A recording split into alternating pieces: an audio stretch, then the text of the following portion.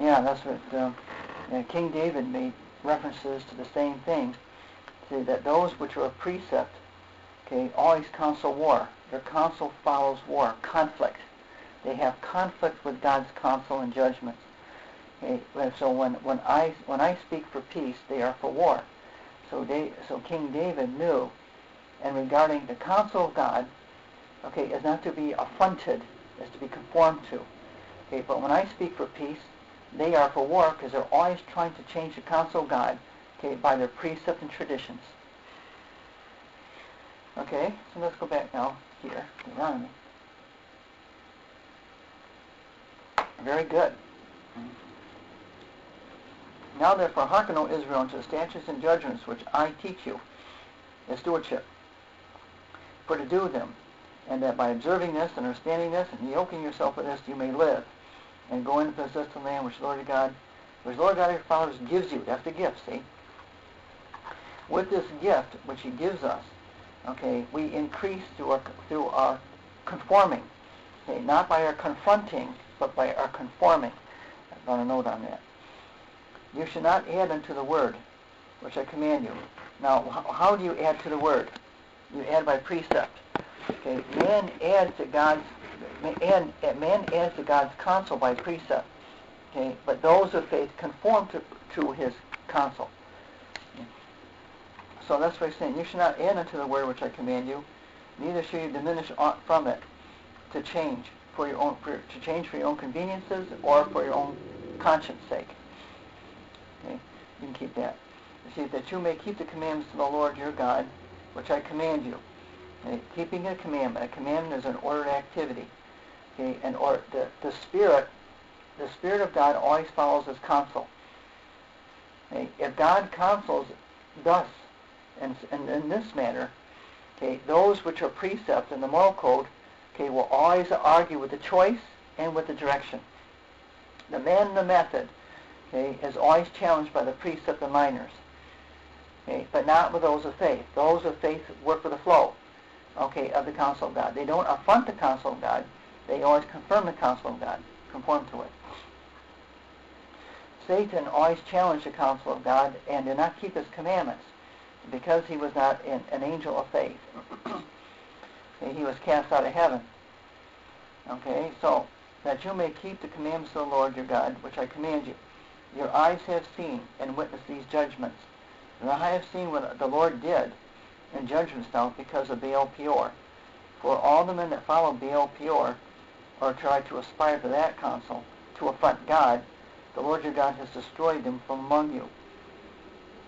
Because they want to conquer by compromise, but you conquer by faith, not by compromise. And you don't conquer by aspiration. Okay, you overcome with conformity to the plan. See, but you that did cleave unto the Lord your God are alive, every one of you this day. You overcame the conflict of the conscience with faith. Okay? We overcome conflict in the conscience with faith.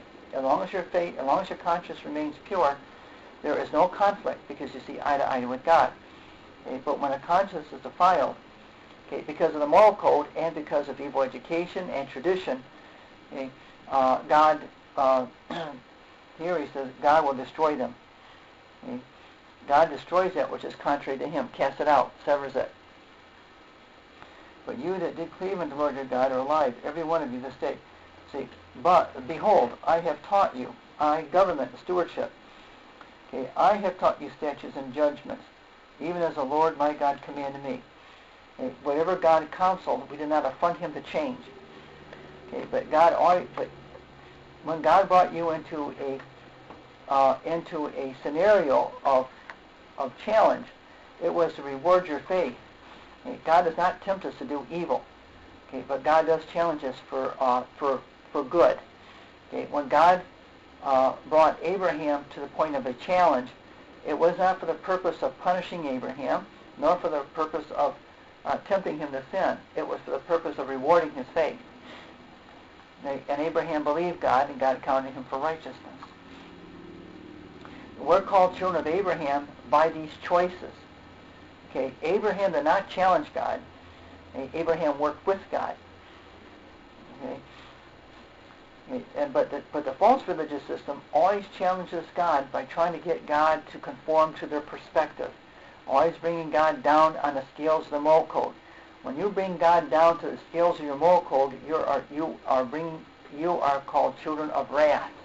Okay, but those that conform to God on the scale of His counsel, okay, their consciences are pure, and they see God, they see Him eye to eye. They behold the face of the Lord.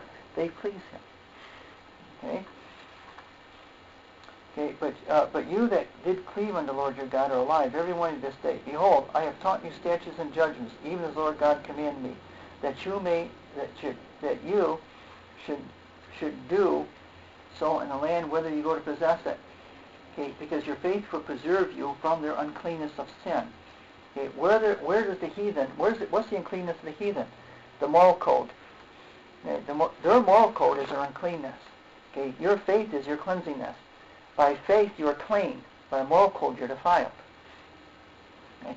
And the house of Baal defiles the minds of the people. The house of God cleanses you from all unrighteousness. And those who are in His house do not commit sin. Those in the house of Baal, okay, walk in sin consciousness. Okay, they're always trying to measure, okay, the circumstances of life. They're always trying to fit the circumstances of life on the scales of the moral code for the righteousness. Okay, but God doesn't. Okay, and because of that, God does punish them. Okay, and that's what's confusing to them, because they figure that if they fit everything properly on that scale, then why is God angry with them? Because that scale, God is not using that scale of measurement. He's using Christ as a scale of measurement. Keep therefore and do them, for this is your wisdom. And see, the Spirit directs you in this manner of conformity and confirmation of government, truth, spirit, prayer, preaching, prophecy, the gifts, the callings, the grace of God. Okay? What God gives you is for the purpose of reward. Okay? What God gives you is not for the purpose of contradiction, but for the purpose of confirmation. Okay, so keep therefore and do them, for this is your wisdom and your understanding in the sight of the nations. Okay, which shall hear all these statutes and say, surely this great nation is a wise and understanding people. There's wisdom, knowledge, and understanding. Okay, these tokens give clarity. Okay, the tokens of the world, okay, are tokens of controversy, contradiction, contrast, contrariness. Okay, they affront the face of the Lord. Okay. Yet they call their wisdom righteousness, okay, but their wisdom is the blindness of their own heart. Okay. Their wisdom blinds their understanding because it's on the scale of the moral code. But what nation is so great who has God so nigh unto them? There it is. See, the closeness and fellowship, okay, is with faith, not with the moral code. Okay. The moral code always tries to assess and to reevaluate and try to set God on the level of their conflict, rather than coming up to the level of God's fellowship. They always bring God down to the level of conflict. God has no delight in those that bring Him down to conflict. Okay? For what nation is so great who has God so nigh unto them? Okay, as the Lord God is in all things that we call upon Him for. There it is again. Our faith keeps us light, and our joy is full. Okay? As long as you're on the scales of Christ, there's fellowship and your joy is full. The cycle is continually completed, okay, and God continually rewards you with more tokens of understanding, wisdom, and knowledge. More and more and more you increase. These are rewards.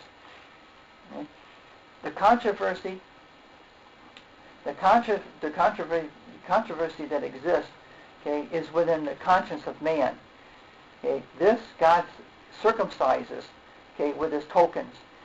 So that with when your conscience is with purity purged, then unto the pure all things are pure. Your whole perception is different. Okay? The perception of the Pharisees was defiled by the moral code and tradition. Okay? They're trying to bring Jesus into conformity to their aspirations, and because Jesus didn't fit within that mindset, they looked at Jesus as an enemy. Okay? And that's why it says He cast out devils through Beelzebub, the prince of the devils. Look, he fellowships with publicans and sinners. Now, Jesus was not conforming to publicans and sinners. Okay, and that's why he said that these right here will enter God's kingdom before you do, because you're trying to force your entrance. You're trying to force entrance by the key of your moral code. Okay, whereas those which works the key of faith will enter in. Okay, they have nothing to stand to, okay, other than faith. What nation is so great that has these statutes and judgments and so righteous as all this law, because it's free from the human principle and aspiration, okay, which I set before you this day. Okay, only take heed to yourself. I mean, you must examine yourself, okay, in the light of what you were and that which I am presently doing with you. Okay, and that which you were, okay, you were confounded in that which you were in the past, okay, but that which you embrace right now is freeing you from that. Only take heed to yourself and keep your soul diligently. Keep your conscience now with faith, lest you forget the things which your eyes have seen in these judgments, unless they depart. Okay, if you don't study these things, they're going to fade in your memory, okay, and you're going to ensnare yourself again with the moral code, lest they depart from your heart. And when they fade in your memory, they're going to be a snare in you. Okay, but you keep these things before you and diligently study them, lest they depart from your heart all the days of your life. But teach them your sons and your sons' sons. Preserve this holy knowledge, reading and studying. On this holy account, especially the day that you stood before the Lord your God in Horeb, when the Lord said unto me, Gather me the people together, and I will make them hear my words. Okay. And that means I will send my angels that minister to speak to their mind. I'll give them dreams and visions. Gather me the people together, and I will make them hear my words, that they may learn to fear me all the days that they shall live upon the earth, and that they may teach their children. Right. It's this tradition of faith that will redeem them, okay, and will preserve them from their enemies. Okay. But when they take these things and assess my judgments and put them in a form of tradition, okay, rather than in faith, it will ruin them. You came near and stood under the mountain, and the mountain burned with fire, okay, which represented God. Okay, upon this mountain, okay, you received the words of your salvation, okay, and Moses which brought this knowledge to you. Okay, this knowledge was to beautify you.